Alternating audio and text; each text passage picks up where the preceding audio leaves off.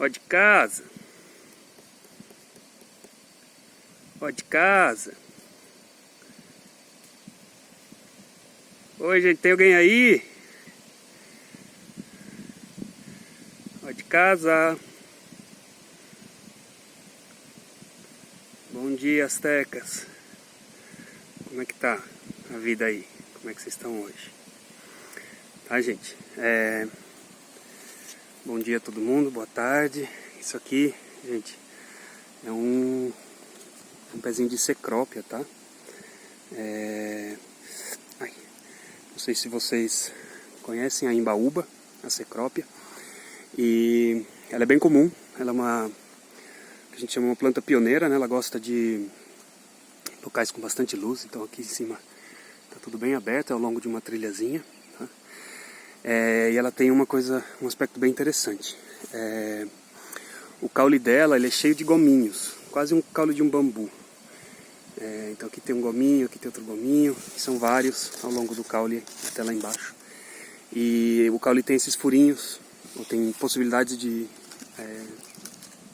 tem esses pinguinhos aqui, essas pontinhas, que formigas podem abrir para ir morar dentro. Tá? O que acontece aqui? Então, a gente tem uma planta que lá dentro vive uma colônia de formigas. E como é que isso funciona? Isso é um fenômeno que ocorreu, obviamente, ao longo da evolução, durante milhões de anos, mas quase todas as espécies de cecrópia, né, quase todas as espécies diferentes desse gênero cecrópia, têm uma interação com uma espécie específica de formigas. E as formigas têm uma função para essa planta. E, por exemplo, se eu fosse uma lagartinha aqui, chegando aqui para consumir um pedacinho da planta, o que vocês acham que essa formiga faria comigo? Para dar um exemplo aqui, tem uma me atacando aqui, tem duas me atacando aqui, outra aqui. Eu sou uma lagarta de tamanho avantajado, mas elas estão aí se esforçando e estão me picando. Tá? Então isso aqui é uma interação entre uma planta e um inseto, que ela é bem comum nos trópicos, tá? Essa espécie cecrópia aqui nos trópicos da América do Sul é um gênero bastante comum, a gente vê ele em quase todos os lugares. Então aqui é meio que um remanescentezinho de cerrado, mas Mata Atlântica, Amazônia, sempre está cheio. Então é super interessante, pena que não dá para mostrar ao vivo, mas a gente tem aqui na base das folhas, as cecrópias têm um órgãozinho, esse triângulozinho aqui na base das folhas, que ele produz umas bolinhas, né, uns compostozinhos ali que servem de comida para as formigas. Lá dentro são vários compartimentozinhos, é como se fosse um prédio de vários andares. Cada andar tem, as formigas usam cada andar, vários andares de formas diferentes.